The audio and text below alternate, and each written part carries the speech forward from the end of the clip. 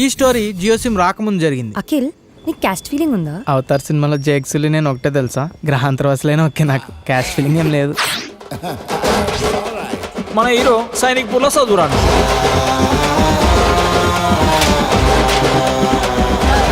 నీ మీద ఖర్చు పెట్టింది ప్రతిదీ బొక్కే నాకు. డాడీ అట్లా తిడుతుంటే తినబుద్ధి అయితే లేదు అన్నం. రేపటి నుంచి డాడీ రాకముందు పెట్టేసి తినేస్తాం.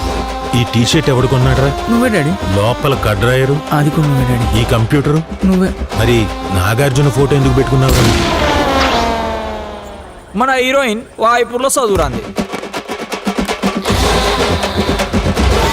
ఈ పోనీ టైళ్ళు, లూస్ హెయిర్లు, ఆ పెద్దదేదో పెడతావు ఏంటది? Puff daddy. ఈ పఫ్ఫులు, సమోసాలు అన్ని మాని.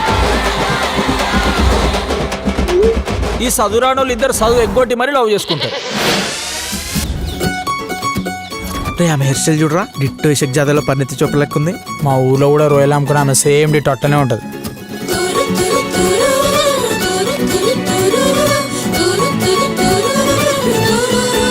మీకు ఎంసెట్లో ర్యాంక్ రావాలంటే వాళ్ళిద్దరికి దూరంగా ఉండండి.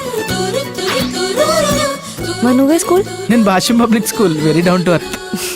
ఈ ఏజ్ లో అంతా ఇన్ఫాచ్యుయేషన్, దాన్నే లవ్ అనుకుంటాం మనం. ఇదేమైనా 100% లో సినిమా అనుకుంటున్నావు కదా అని ఏం నిందో మాట్లాడుతున్నావు తెలుసా? తల కిందులు తపస్సు చేసిన కాకి అని ఇలాంటి అమ్మాయి నాకు దొరకదరా. నేను ఆమెను మర్చిపోయే ప్రసక్తే లేదురా.